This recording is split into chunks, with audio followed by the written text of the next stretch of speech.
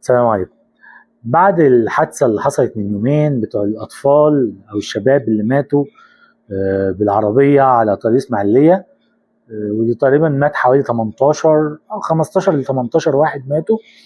ماشي، وطبعا بنعزي أهاليهم وبنطلب لهم الرحمة. يعني الناس طبعا حزنت والناس زعلت. طبعا طلعت لنا ممثلة اللي هي الفنانة هيدي كرم. يعني يعني بص، الناس دي بتبان إن هي في وادي تاني. اسمع الفيديو وبعدين نرجع نتكلم.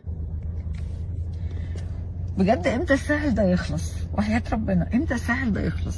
يعني ولادنا في الساحل رايحين جايين على الطريق، من المازا لسيدي حنيش لغزالة لكيكيز في هاسيندا وايه كل مشوار بقى ايه، ساعة ونص رايح ساعة ونص راجع، الظهر وبالليل وفي عز الليل والفجر وبعد الحفلة وانت رايح الحفلة بجد امتى يا رب هتتوب علينا من المشاوير المؤلمه المرعبه اللي بتخلي كل الاهالي قاعدين حاطين ايدهم على قلبهم وولادهم على الطريق في نصاص الليالي بعد الحفلات.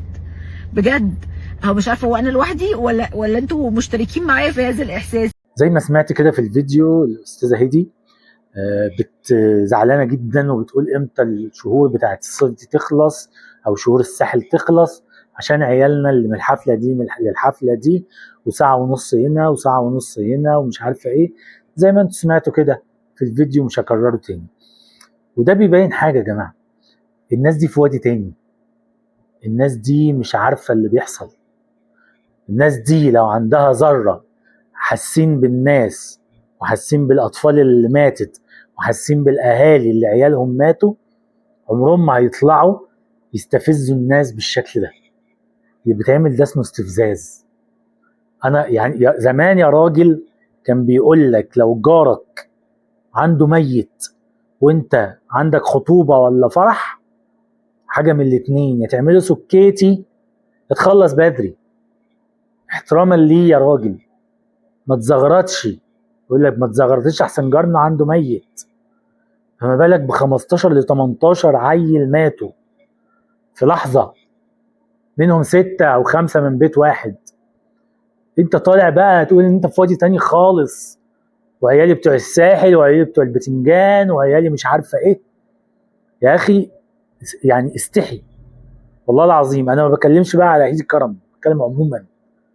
استحي، استحي وشوف ان الناس كانت طالعه عشان تجيب يعني 100 جنيه، ماتوا. وناس تانية، ومحدش يقول طبقيه وهبابيه الله يبارك لكم، وناس تانية عايشه في ملايين وطالعين يصيحوا اصل عيالنا في الحفله دي الحفله دي. انتوا بتغزونا، انتوا بتعصبوا الناس، انتوا بتضايقوا الناس. يعني الناس حالتها تعبانه، وكل يوم حالتها بتسوء اكتر، وكل يوم الدخل بتاعهم بيقل اكتر وبيتاكل منه اكتر. ماشي، فبيعين اللي بيدور على اي حاجه، يبعت عيله يشتغل، يبعت مش عارفه ايه بنته تشتغل، يبعت ابنه يشتغل. زي بنت يعني اللي في 5 ابتدائي اللي راحت ضحيه برضو من الضحايا عشان 100 جنيه، ويقال ان ابوها مريض ومش عارفه ايه. الناس سابت البنت، الناس ترحم عليها، مسكوا في الاب والام شتيمه وقله ادب.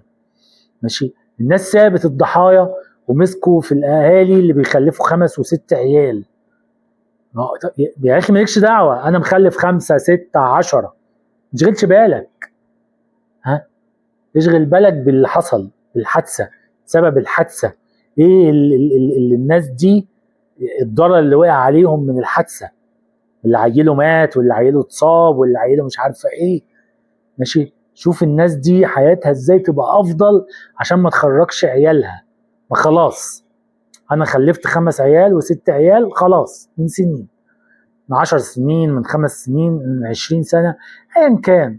خلاص بقى، ما تقعدش تقول لي بقى الست بخلفهم بقى ليه. دور لي على حل النهارده، دور لي على حل يكفل لي حياه كريمه بجد. ما تخلينيش اخرج العيال دي.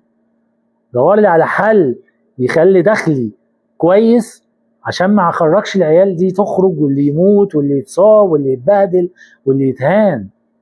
انما ما تسيبش اللي حصل واسبابه، المفروض الناس تبحث عنها بجد وتقول لي اصل ده مخلف 6 واصل ده راجل نطع مخرج طفله.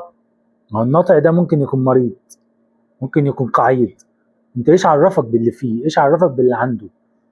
لكن اسهل حاجه نسيب اللي حصل المصيبه ونمسك في اصحابها نقعد نشتم فيهم ونهين فيهم ونقل ادبنا عليهم عشان الموضوع يركب ترند ويتحول من مصيبه في قريه كامله عيالهم فقدوا حياتهم لازاي انتوا تخلفوا الاطفال دي كلها. فبكرر يا جماعه استقيموا يرحمكم الله، ماشي؟ وحطوا الامور في نصابها الصح، ماشي؟ شوفوا مين اللي مسؤول عن اللي حصل، كان سواق، كان طريق، كان اي حاجه، وحاسبوه. ما تحاسبوش اب خلف عيل وبسبب الفقر اضطر انه يخرجه عشان يجيب او يحسن معاه الدخل بلقمه عيش يفقد بسببها ايه؟ حياته. والاب يعيش طول عمره، والله العظيم اتحداك، الاب طول عمره هيعيش بذنب الطفل ده او العيال دي، لانه ايه؟ فقدهم عشان في الاخر كان عايز يعمل ايه؟ حياه كريمه ويجيب لهم لقمه عيش. تمام؟ سلام.